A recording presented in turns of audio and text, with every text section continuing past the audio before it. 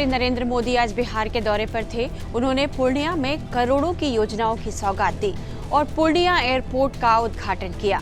पटना, गया और दरभंगा के बाद पूर्णिया में बिहार का चौथा एयरपोर्ट बन गया है। पूर्णिया एयरपोर्ट रनवे की लंबाई के आधार पर कोलकाता के बाद पूर्वी भारत का दूसरा सबसे बड़ा एयरपोर्ट माना जा रहा है। इस एयरपोर्ट के उद्घाटन से सीमांचल, कोसी के 7 जिलों को सीधा लाभ मिलेगा। यहां से अहमदाबाद, कोलकाता की सीधी उड़ानें भी शुरू हो चुकी हैं। एयरपोर्ट परिसर में terminal, building, apron, cargo complex, water and fire tank, electronic substation, aviation fuel farm, admin office, commercial plaza और सरफेस पार्किंग जैसी सुविधाएं विकसित की गई हैं। 4000 वर्ग मीटर में फैले इस एयरपोर्ट को बनाने की लागत 46 करोड़ रुपए आई है। पूर्णिया एयरपोर्ट के शुरू होने से सीमांचल और कोसी के 7 जिलों पूर्णिया, अररिया, कटिहार, किशनगंज, मधेपुरा, सहरसा और सुपौल को सीधा लाभ मिलने वाला है। अब तक यहां के लोगों को उड़ान के लिए बागडोगरा या दरभंगा एयरपोर्ट जाना पड़ता था। सड़क मार्ग से इन एयरपोर्ट तक पहुंचने में समय और पैसा काफी खर्च होता था। नए एयरपोर्ट से भागलपुर, खगड़िया के लोगों को भी फायदा मिलेगा। पीएम मोदी ने जिस एयरपोर्ट का आज उद्घाटन किया है उसे आप साधारण उद्घाटन मत समझिए, बल्कि 2025 विधानसभा चुनाव अभियान की इसे शुरुआत मानी जा रही है। माना जा रहा है कि पीएम मोदी के नेतृत्व में एनडीए यहां से सीमांचल की 24 सीटों को साधने की कोशिश कर रही है। माना जाता है कि सीमांचल की 24 सीटें जिस पार्टी की झोली में जाती हैं, सत्ता की कुर्सी उसी के करीब हो जाती है। यही वजह है कि इस बार बिहार की सियासत का सबसे बड़ा खेल पूर्णिया एयरपोर्ट से शुरू हुआ है। पिछले लोकसभा चुनाव में रंगभूमि मैदान से पीएम मोदी ने पूर्णिया को एयरपोर्ट देने का वादा किया था, जो कि बिहार विधानसभा चुनाव से पहले पूरा हो गया है। बिहार के सीमांचल में 4 जिले कटिहार, पूर्णिया, अररिया और किशनगंज आता है। माना जाता है कि इन जिलों की कुल 24 विधानसभा सीटें हर चुनाव में निर्णायक भूमिका निभाती हैं। यहाँ मुस्लिम मतदाता बड़ी संख्या में है। सबसे ज्यादा मुस्लिम मतदाता किशनगंज में हैं, जहां इनकी आबादी 68% है। अररिया में 43, कटिहार में 44 और पूर्णिया में 38% है। सीमांचल में बीजेपी की राह कभी आसान नहीं रही, फिर चाहे लोकसभा चुनाव हो या विधानसभा चुनाव। सीमांचल में बीजेपी अपनी उम्मीदों के मुताबिक प्रदर्शन नहीं कर पाती है। 2015 विधानसभा चुनाव को ही देख लीजिए। यहाँ नीतीश कुमार के नेतृत्व में महागठबंधन ने शानदार प्रदर्शन किया था, जिसमें आरजेडी को 9, जेडीयू को 5 और कांग्रेस को भी 5 सीटें मिली थी। वहीं बीजेपी को सीमांचल में केवल 5 सीटें ही हासिल हुई। हालांकि 2020 का विधानसभा चुनाव में बीजेपी ने पिछली बार से 3 सीटें ज्यादा जीत ली।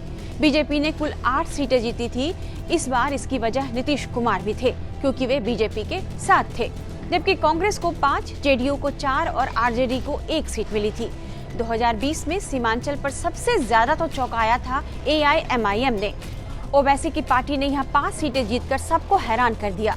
ओवैसी ने बिहार में इसी सीमांचल इलाके को अपनी सियासी प्रयोगशाला बनाया, क्योंकि यहाँ पर 40 से 70% तक मुस्लिम आबादी है। मुस्लिम वोटों के दम पर ओवैसी ने कांग्रेस और आरजेडी का खेल यहाँ पूरी तरह बिगाड़ दिया था, जिससे बीजेपी को अप्रत्याशित लाभ मिला। हालांकि इस सीमांचल में एक समय कांग्रेस और आरजेडी वाले महागठबंधन का दबदबा रहा है, लेकिन ओवैसी की एंट्री मारते ही सीमांचल का गेम बदल गया था। इसलिए ओवैसी की पार्टी को आरजेडी और कांग्रेस ने बीजेपी की बी टीम तक कहा। हालांकि बाद में ओवैसी की पार्टी के 4 विधायक आरजेडी में शामिल हो गए। फिर आया 2024 का लोकसभा चुनाव। इस चुनाव में एनडीए को सीमांचल की 4 लोकसभा सीटों में से सिर्फ अररिया सीट पर जीत हासिल हुई। किशनगंज और कटिहार कांग्रेस ने जीत ली, जबकि पूर्णिया की सीट निर्दलीय प्रत्याशी पप्पू यादव के खाते में चली गई। बीजेपी, जेडीयू ही नहीं, आरजेडी से लेकर कांग्रेस और एआईएमआईएम तक की साख इस बार दांव पर लगी है।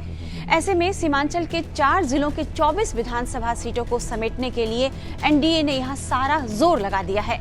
पूर्णिया एयरपोर्ट का उद्घाटन हो या नई ट्रेन को हरी झंडी दिखाना, इस प्रोजेक्ट्स का मकसद सिर्फ कनेक्टिविटी बढ़ाना या इंफ्रास्ट्रक्चर डेवलप करना नहीं है, बल्कि वोटर्स के बीच में एनडीए की छवि को मजबूत करना भी माना जा रहा है। बीजेपी को सीमांचल में किस किस तरह की चुनौती मिल रही है, एक नजर इस पर भी डाल लेते हैं।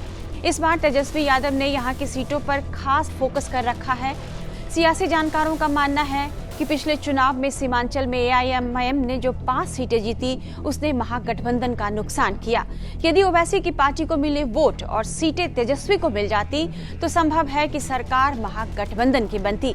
इसलिए तेजस्वी इस बार यहाँ कोई गलती नहीं करना चाहेंगे।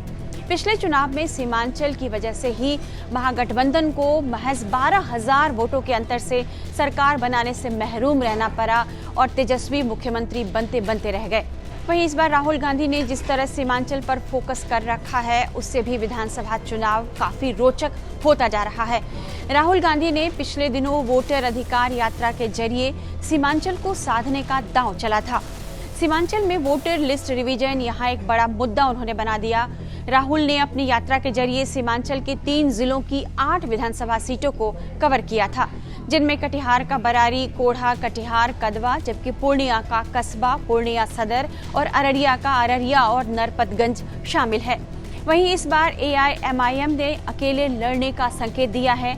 एसआईआर और वक्फ बिल को लेकर सीमांचल के अल्पसंख्यकों में काफी उहापोह की स्थिति मानी जा रही है, जिससे मुस्लिम वोटों का संभावित बंटवारा हो सकता है। वहीं प्रशांत किशोर की जनसुराज पार्टी भी इस क्षेत्र में अपनी पकड़ बनाने की कोशिश में लगी है, जो महागठबंधन के लिए एक नई चुनौती बन सकती है। 2025 के विधानसभा चुनाव में माना जा रहा है कि सीमांचल एक महत्वपूर्ण रणभूमि साबित हो सकती है, जहां मुस्लिम वोटों का ध्रुवीकरण, एआईएमआईएम का सियासी प्रभाव और एनडीए की जातीय रणनीति लड़ाई को काफी दिलचस्प बना सकती है। ऐसे में प्रधानमंत्री मोदी पूर्णिया से सीमांचल को सियासी संदेश देते नजर आए हैं, लेकिन क्या 2020 की तरह नतीजे भी एनडीए के पक्ष में आएंगे, यह देखना दिलचस्प होगा। चलते चलते हम आपको पूर्णिया से प्रधानमंत्री नरेंद्र मोदी का यह बयान भी सुना देते हैं। पूर्णिया एयरपोर्ट की टर्मिनल बिल्डिंग रिकॉर्ड 5 महीने से भी कम समय में बनाई गई है। आज इस टर्मिनल का लोकार्पण हुआ है। पहली कॉमर्शियल फ्लाइट को हरी झंडी भी दिखाई गई है और हमारे एविएशन मिनिस्टर श्रीमान नायडू जी भी हमारे बीच है। उनके लिए भी जरा ताली बजाइए। यहीं से हवाई जहाज उड़ा रहे हैं वो। नए एयरपोर्ट की वजह से अब पूर्णिया देश के एविएशन मैप पर आ गया है। अब देश के बड़े शहरों से, बड़े व्यापारिक केंद्रों से पूर्णिया और सीमांचल की सीधी कनेक्टिविटी होगी। साथियों, एनडीए सरकार द्वारा इस पूरे क्षेत्र को आधुनिक हाईटेक रेल सेवाओं से भी जोड़ा जा रहा है। आज भी मैंने वंदे भारत, अमृत भारत पैसेंजर ट्रेन को हरी झंडी दिखाई है। आज अररिया, गलगलिया नई रेल लाइन का उद्घाटन हुआ है। विक्रमशिला, कटरिया नई रेल का शिलान्यास भी किया गया है। साथियों, कुछ दिन पहले ही भारत सरकार ने एक और बड़ा निर्णय लिया है। Buxar Bhagalpur high speed corridor के मोकामा मुंगेर सेक्शन को मंजूरी दे दी है। इससे मुंगेर, जमालपुर, भागलपुर जैसे इंडस्ट्रियल हब को बहुत फायदा होगा। सरकार ने भागलपुर, दुमका, रामपुर हाट रेल लाइन के दोहरीकरण को भी मंजूरी दे दी है। साथियों, देश के विकास के लिए बिहार का विकास जरूरी है और बिहार के विकास के लिए पूर्णिया और सीमांचल का विकास जरूरी है।